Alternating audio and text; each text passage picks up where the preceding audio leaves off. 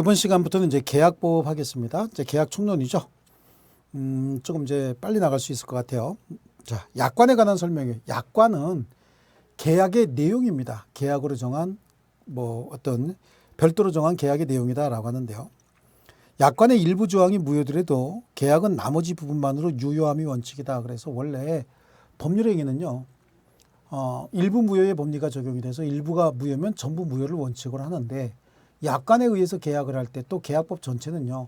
일부 무효의 특칙이 적용되는 경우가 있어요. 특히 이제 약관에는 약관의 내용 일부가 고지 의무를 위반해서 무효거나 불공정 약관 조항에 해당해서 무효인 경우에도 나머지 조항만 가지고도 계약은 유효하게 성립합니다. 자, 그다음에 고객에게 불리한 약관 조항은 공정을 잃은 것으로 추정한다.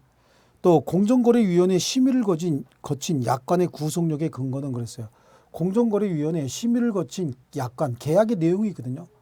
이게 구속력을 가지는 이유는 공정거래위원회 심의를 거쳤다고 해서 법적 효력이 있는 게 아니라 약관이 암만 훌륭하고 강력한 효력이 있어도 약관에 동의하고 계약을 체결한 사람에게만 효력이 있는 거지, 그 약관을 동의하고 계약 체결하지 않은 사람, 동의도 하지 않았고 계약도 체결하지 않은 사람에게는 효력이 없는 거죠.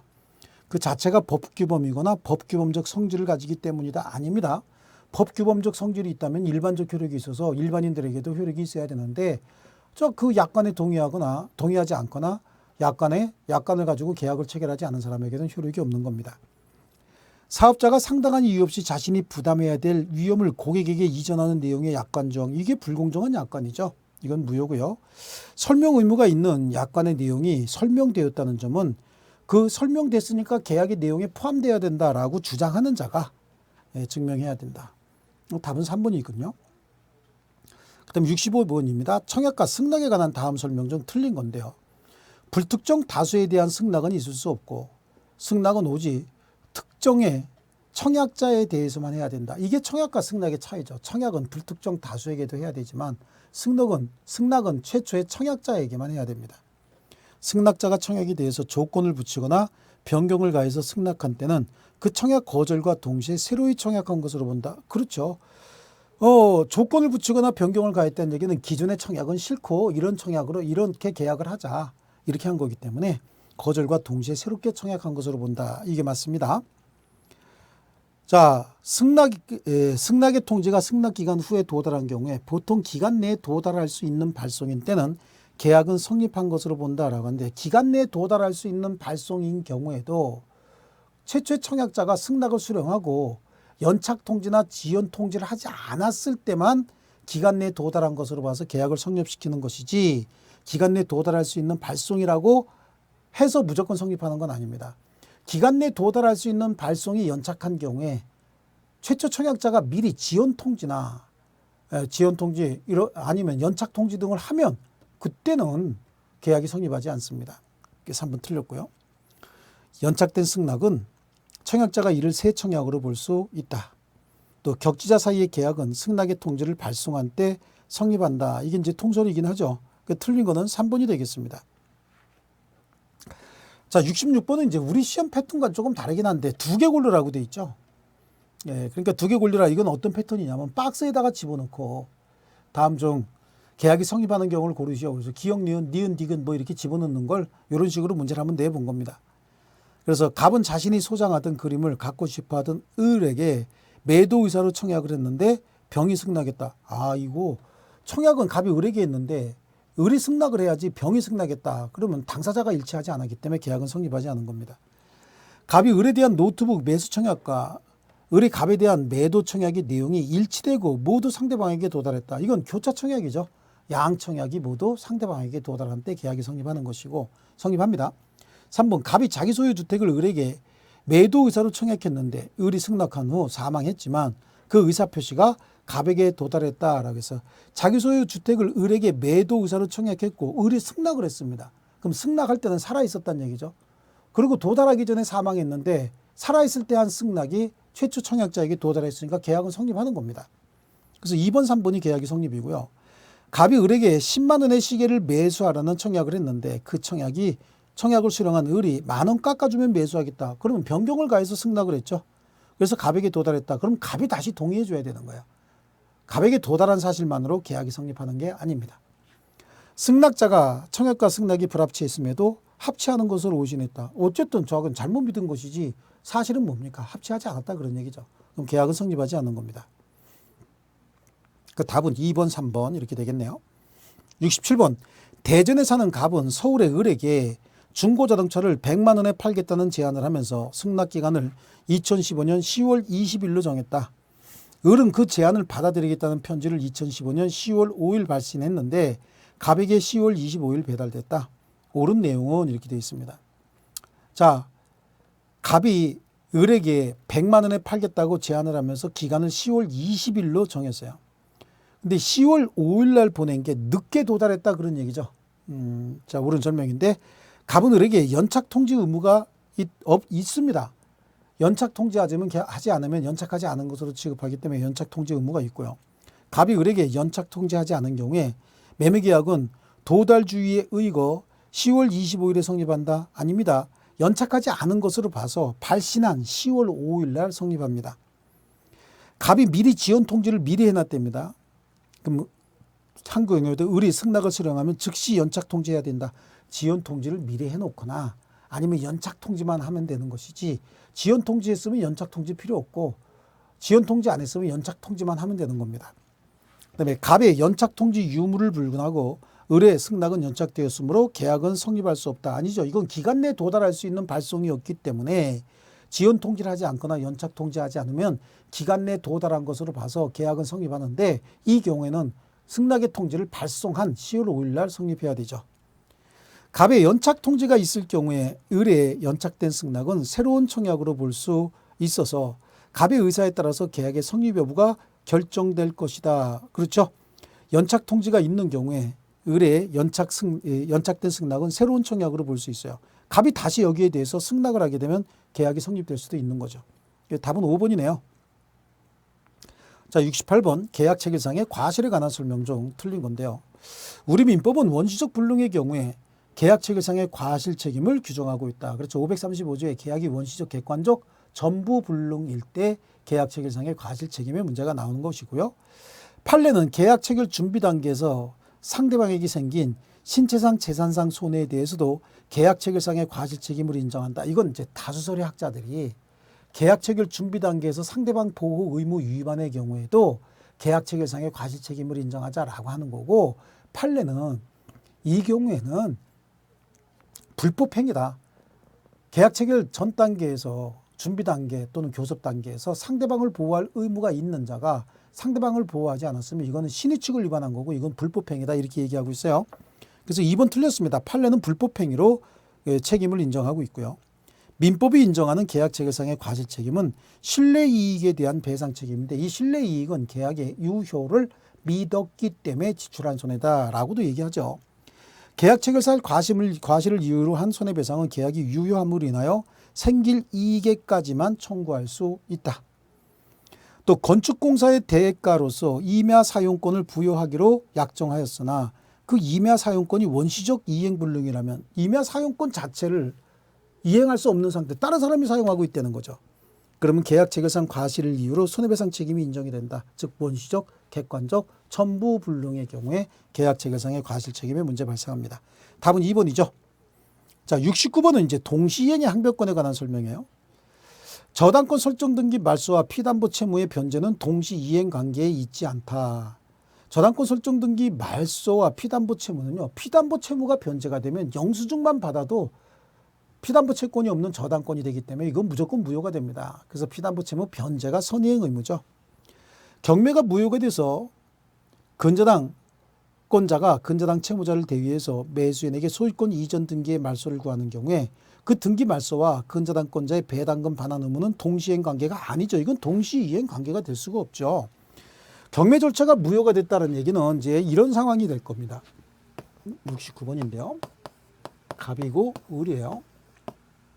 을이 갑에게 2억 원을 빌려주고 갑이 저당권을 설정을 했는데 채무를 변제하지 않는 거죠. 저당권 실행 경매가 이루어져요. 경매가 이루어져서 병이 경락을 받은 거죠.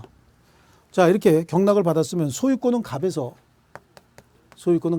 병에게 소유권이 이전되어 온 것이고 그럼 매각 대금은 누가 가져갔을까요? 대금은 배당은 받았을 거예요. 이렇게 받았는데 경매 절차가 무효가 돼버렸다는 겁니다. 그러면 병은 을에게 배당금 돌려받아야 되는 거고 소유권은 갑이 병에게 돌려받아야 되는 거죠. 당사자가 달라요. 이거는 동시행 관계가 아니라 누구든지 먼저 청구해서 먼저 받는 자가 우선인 거죠. 여기는 무슨 순서가 정해져 있는 건 아닙니다. 그래서 동시행 관계가 아니다. 이거 전형적으로 잘 나오는 사례들만 모아놓은 겁니다. 매수인의 중도금 지급을 지체한 채 잔금 지급 기일이 경과한 경우에 매수인은 그때부터 중도금을 지급하지 아니한 때에 대한 이행 지체 책임을 지지 않는다. 그렇죠.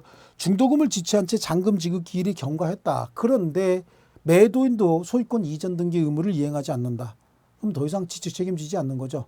그때가 되면은 매도인의 소유권 이전과 중도금 및 이자 그리고 잔금이 서로 합쳐져서 동시 이행 관계에 놓이게 됩니다. 자, 쌍무계약의 당사자 일방이 먼저 현실에 이행 제공하고 상대방의 수령 지치에 빠지게 하였더라도 그 이행 제공은 계속돼야 되는데 이행 제공이 중단이 됐다. 그럼 다시 동시행의 항변권이 생깁니다. 그래서 동시행의 항변권 소멸하는 거 아니고요.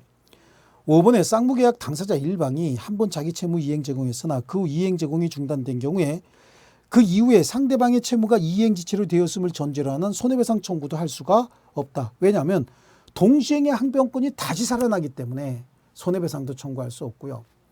그렇죠? 이행 지체에 빠지지도 않습니다. 그러니까 답은 2번이 되겠습니다.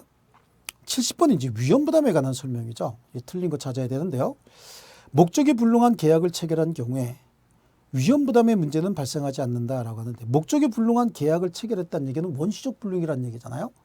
위험부담은 후발적 불능에 양 당사자 책임 없는 사유로 후발적 불능이 생겼을 때 발생하는 문제고요. 쌍무계약 당사자 일방의 채무가 당사자 쌍방의 책임 없는 사유로 이행할 수 없게 된 때 채무자는 상대방의 이행을 청구하지 못한다. 자, 일방의 채무가 쌍방 책임 없는 사유로 이행할 수 없게 됐다. 그럼 한 사람이 이행하지 못하면 이쪽 상대방도 이행할 필요가 없게 되는 거죠. 서로가 이행 청구하지 못하는 겁니다. 사용자 규칙 사유로 해고된 근로자가 해고 기간 중 다른 직장에 취업해서 지급받은 임금은 해고 기간 중 받을 임금에서 공제한다. 그렇죠. 당연히. 해고된 근로자가 해고 무효 확인 청구 소송을 제기하면서 근로를 하지 못했다. 그럼 나중에 그 임금을 다 받을 수 있겠지만 중간에 다른 데서 일을 했다. 그럼 그 부분만큼은 또 빼야 되겠죠.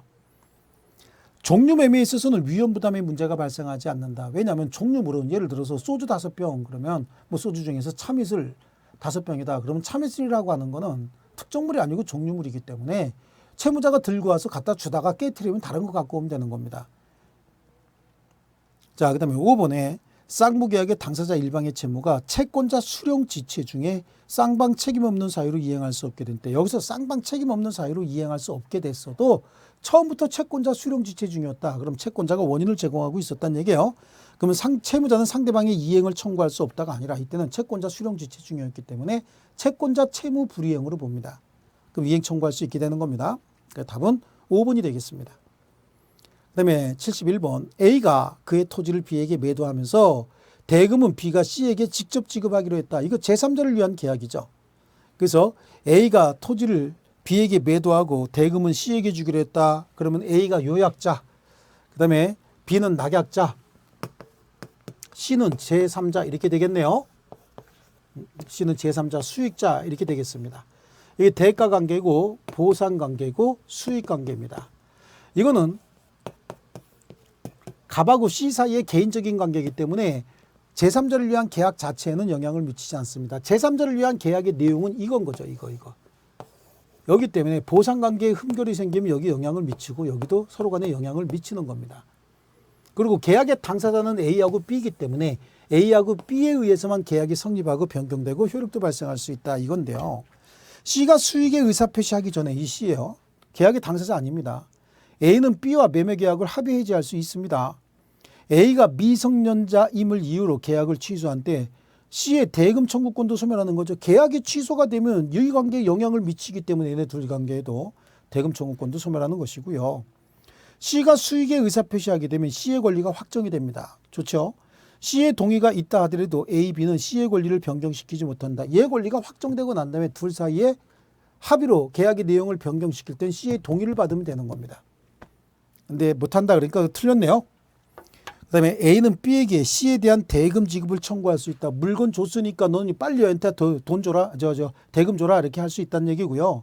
B가 A에 대해서 동시행위 항변권을 가지는 경우에 이 항변권으로 C에게 대항할 수 있다. C가 야, 너 A가 나한테 물건 주면 돈 줄 테니까 받을래? 그랬더니 C가 받을게. 그날이 언젠데? 10월 1일이야. 근데 10월 1일 날 A가 물건을 안 가져와요. 그럼 B도 C에게 돈 줄 필요가 없죠. C가 야, 돈 준다며 왜 안 줘? 그럼 물건 안 갖고 와서 못 준다 라고 항변할 수 있다는 얘기죠. 그래서 답은 3번이 되겠습니다. 그 다음에 72번 계약의 해제에 관한 설명 중 틀린 건데요. 기간을 정하지 않거나 상당하지 않은 기간을 정한 이행 최고를 한 경우에도 최고로서 효력은 발생한다. 그렇죠. 독촉은 한 거죠. 독촉은.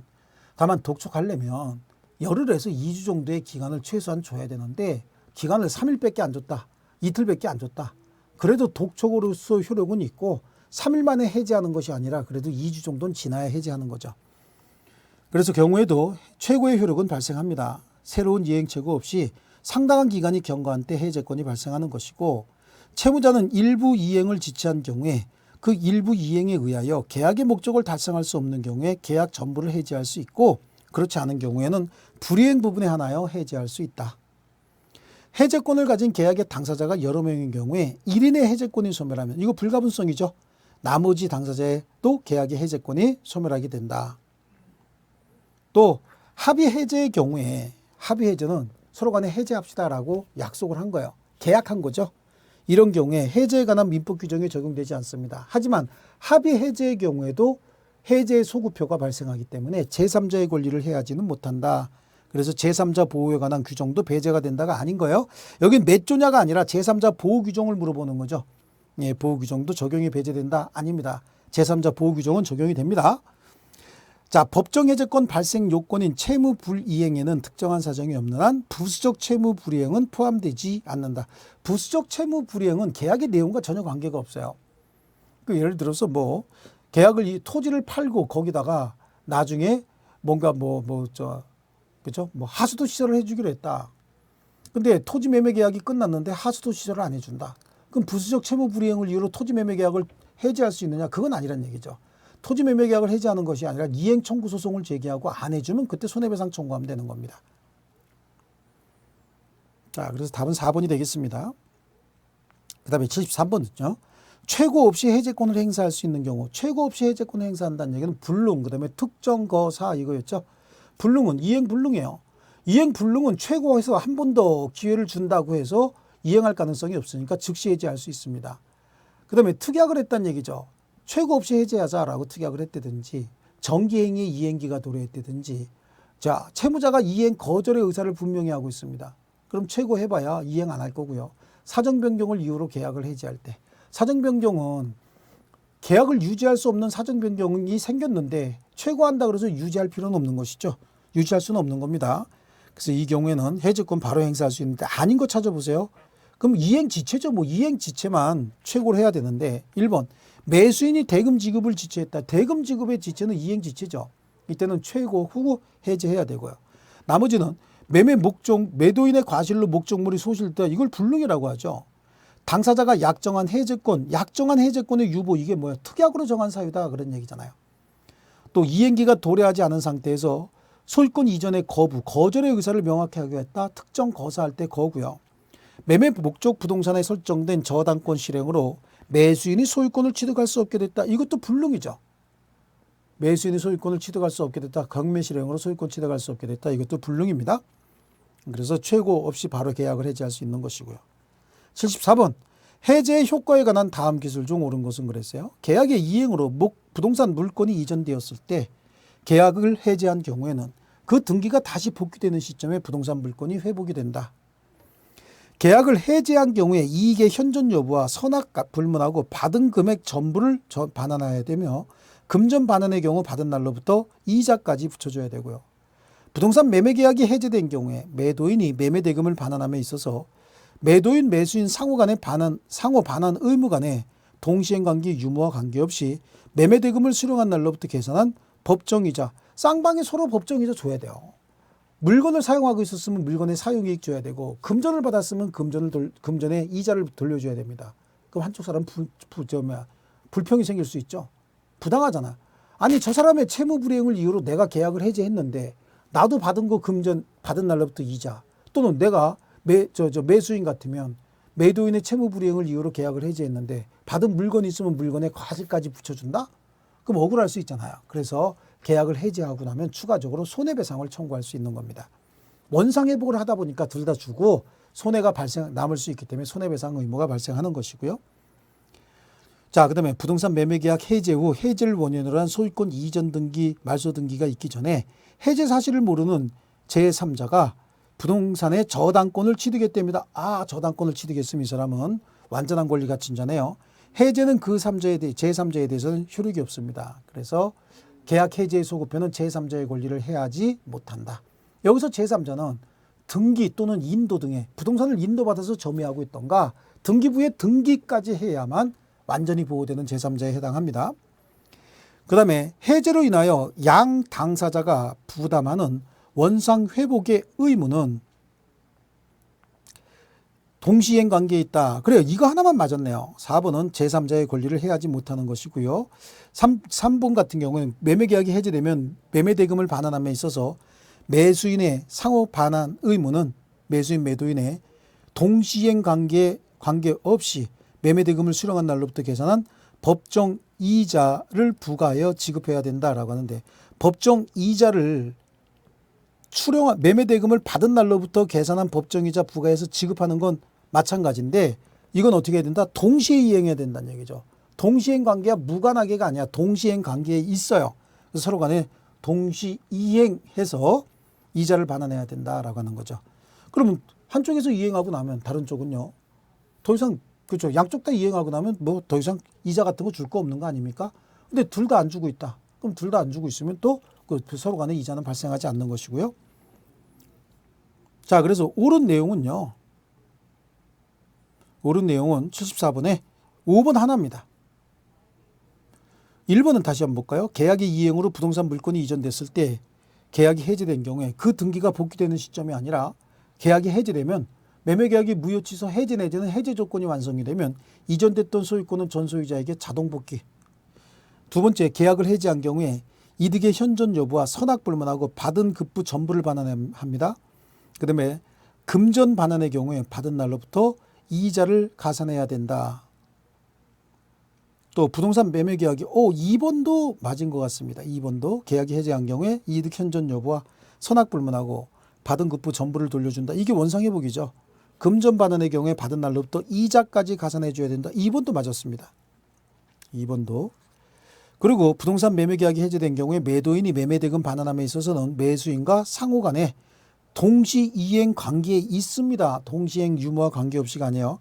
매매대금 수령한 날로부터 계산한 법정이자 부과해서 지급해야 된다라고 해서 동시행 관계에 있는데 동시행 관계가 아닌 것으로 이런 뉘앙스를 보였기 때문에 틀린 지문을 해야 되고요. 그 다음에 제3자에게 효력이 부동산 매매 계약이 해제 후 해제를 원인으로 한 소유권 이전 등기 말소 등기가 있기 전에 해제 사실을 모르는 제3자가 저당권을 취득한 경우에 해제는 그 제3자에게 효력이 없다. 효력이 없네요. 그죠? 네. 효력이 없고 해제로 인하여 양 당사자가 부담하는 원상회복 의무는 동시행 관계에 있다라고 하는데 자, 이거는 문제를 74번 문제는 해제 효과에 관한 다음 기준 중 옳지 않은 걸로 하고 답을 1번으로 하겠습니다.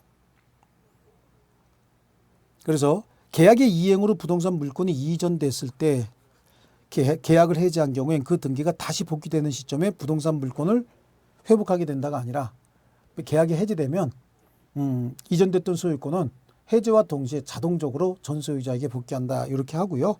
2번, 3번도 동시행관계 유무와 관계없이라고 했는데 그거 동시행관계 유무와 관계없이를 그냥 가로로 묶어서 빼내고 어떻게 매매대금 수령한 날로부터 법정이자 부과해서 지급한다. 이렇게 하기로 하고요.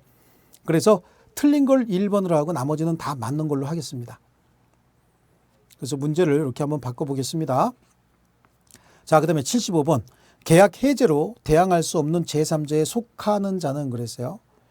그럼 제3자에 속하는 자는요. 등기 또는 점유를 취득한 자여야 됩니다. 그럼 채권을 취득한 자는 보호되지 않습니다. 그래서 계약 해지로 인하여 소멸하는 채권의 양수인, 이는 보호되는 제3자 아니죠. 제3자를 위한 계약의 수익자, 여기서 제3자를 위한 계약의 수익자는 처음부터 계약의 내용에 포함되어 있는 자지 새로운 이해관계 맺은 자가 아니었지 않습니까? 그 다음에 해제된 매매 계약에 의하여 채무자의 책임 재산이 된 부동산을 가압류한 자. 그래요. 여기서 가압류했다는, 부동산을 가압류했다는 얘기는 등기를 갖추고 있다 그런 얘기잖아요. 그럼 얘는 부동산에 등기 갖춘 자이기 때문에 제3자의 권리를 해하지 못한다의 제3자 맞습니다. 해제된 매매계약 목적 토지 후에 매수인이 신축한 건물의 양수인, 지금 계약은 토지가 매매계약이 해지가 됐어요. 근데 그 후에 건물을 짓고 건물을 양수한 사람은 그 전에 다른 물건을 거래한 겁니다. 계약 해제로 인하여 소멸하는 채권을 압류한 자는 보호되지 않습니다. 무조건요. 그래서 답은 3번이 되겠습니다. 74번에 잠깐 오류가 있어서 죄송합니다. 자, 그 다음에 76번입니다. 매매 효력에 관한 설명 중 틀린 거 찾습니다. 매매 목적물이 인도되지 않았더라도 매수인이 대금을 완제한 이후에는 그 이후 목적물로부터 생기는 과실은 대금이 완납이 됐으니까 매수인에게 속해야 되죠.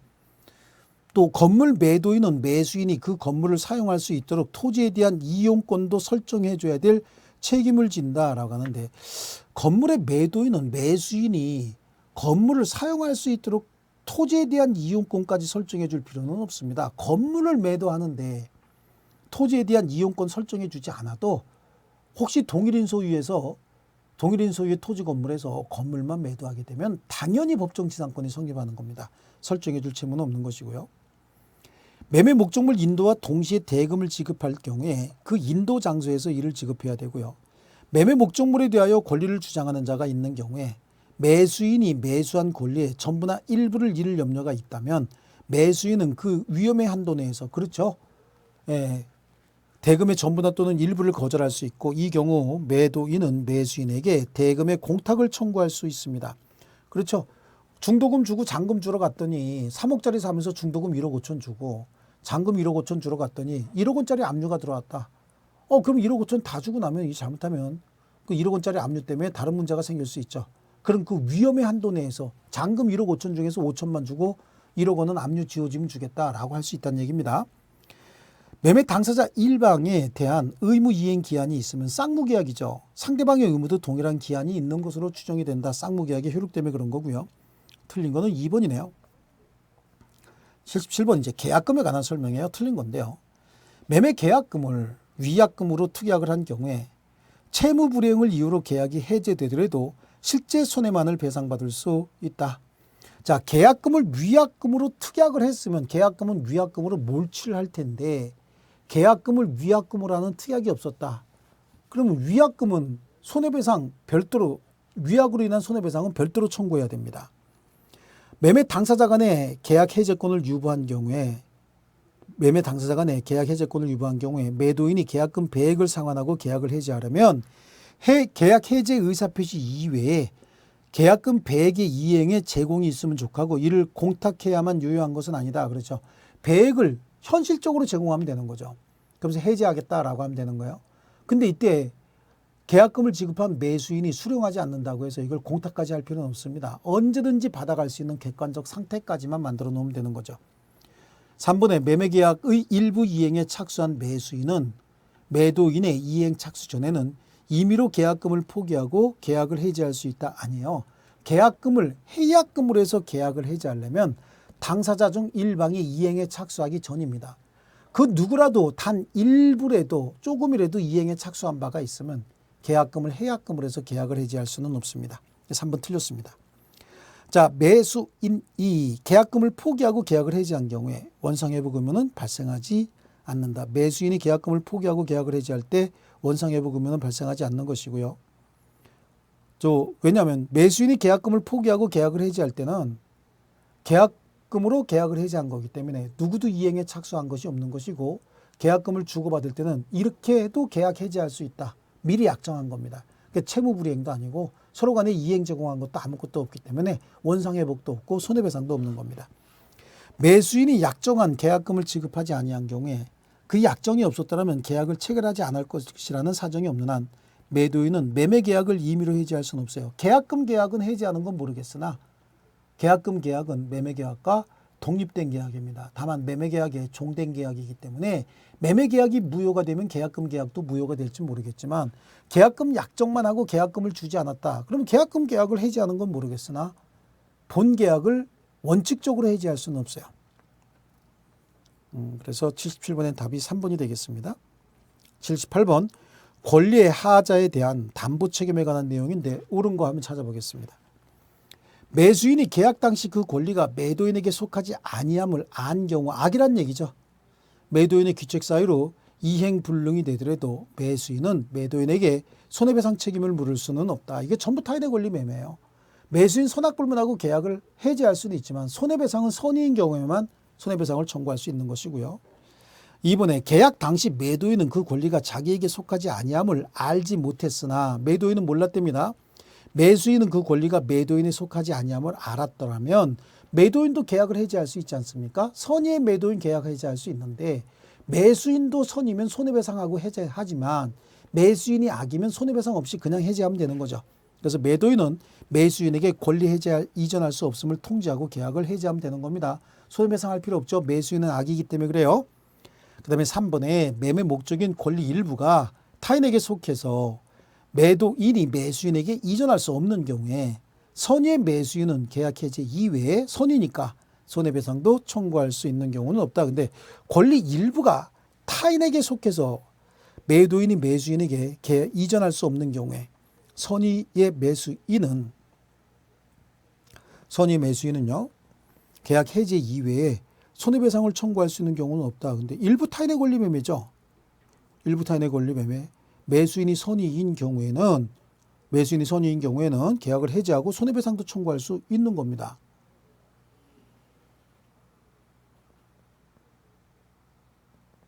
자, 그래서 이 3번은 틀렸네요. 그러면 틀렸고 4번입니다. 4번은 매매 목적인 권리 일부가 타인에 속한 경우에 선의 매수인은 계약한 날로부터 1년 이내에, 선이면 안 날로부터 1년이지 한 날이 아니었죠. 그다음에 수량을 지정한 매매에서 계약 당시 매매 목적물의 수량 부족을 안 매수인은 이 경우에는 선의의 매수인만 계약을 해지하고 손해배상 청구하는 거지 또 선의의 매수인만 대금 감액을 청구하는 겁니다. 악의 매수인은 아무것도 청구 못하는 거죠. 그래서 1번도 틀렸고요. 매수인이 계약 당시 권리가 매도인에 속하지 아니함을 알고 있다면 이행불능이 되더라도 그렇죠. 알고 있는 게 선악불문하고 손해배상 책임 계약을 해지할 수는 있죠. 대일 해전 손해담이죠. 예. 그래서 전부 타인의 권리 악의 매수인도 계약을 해지할 수는 있지만 손해배상 책임은 물을 수는 없다.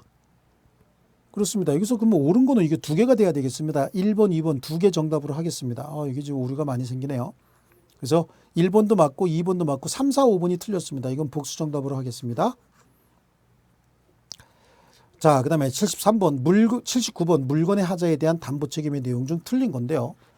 주거용 건물의 건축 목적으로 매매된 토지가 건축법상 건축 허가를 받을 수 없는 경우에 그 하자 유무는 당연히 법령상 제한으로 인해서 어떤 문제가 생겼을 때 하자 여부는 계약 성립 당시를 기준으로 해야 되죠.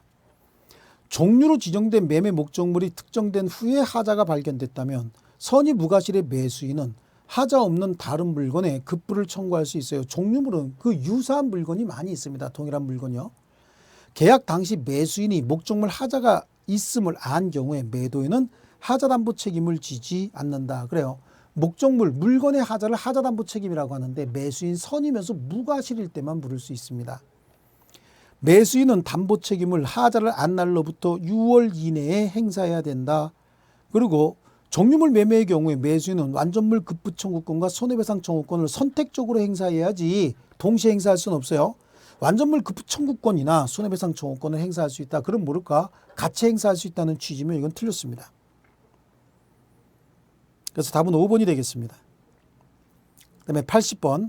을은 갑으로부터 금전을 차용하면서 자기 소유의 X가옥에 대하여 저당권 설정해 주었으나 채무를 이행하지 못하여 위 가옥이 저당권 실행으로 병에게 매각됐습니다. 이에 관한 설명 중 옳은 것은 그랬습니다. 자, 저당권 실행해 줬대요. 그래서 X가옥 권리에 하자가 있는 경우에 담보 책임입니다. 담보권 실행으로 인한 담보 책임이에요. 옳은 건데 하자가 있는 경우에 1차적으로 담보 책임을 지는 자는 병이다라고 했는데 아니 을은 갑으로부터 금전을 차용하면서 자기 소유의 X가옥에 대해서 저당권을 설정해 줬다. 저당권 실행으로 병에게 매각이 됐는데 담보 책임지는 자가 병이 될 수는 없는 거죠. 담보 책임지는 자는 누굽니까? 그렇죠. 을이 돼야 되지. 병이 될 수는 없는 겁니다.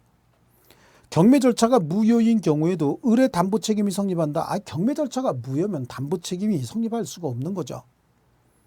무효라고 한다면 매각이 없었는데 담보 책임이 성립할 수는 없는 거예요.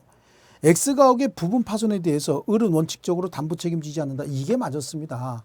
왜냐하면 부분 파손이다라고 하는 건 물건의 하자지 않습니까? 경매에 있어서 물건의 하자는 담보 책임이 성립하지 않습니다.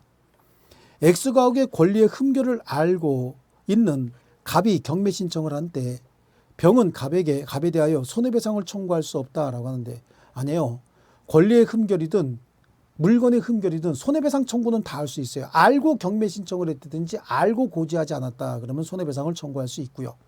X가옥의 건물 부분의 하자를 알고 있는 을이 경매 과정에서 이를 고지하지 않았다면 병은 을에 대해서도 손해배상 청구할 수 있는 거죠. 그래서 채무자인 매도인이 하자를 알고 고지하지 않았다 손해배상 청구 대상이고 또 채권자인 저당권자가 하자를 있음을 알면서도 경매를 실행했다. 그럼 그것도 손해배상 청구 대상이다. 이렇게 얘기할 수 있습니다. 자, 이렇게 해서 매매까지 끝냈고 임대차서부터 시작해서 마지막 시간은 다음 시간에 잠시 후에 계속하겠습니다. 자, 수고하셨습니다.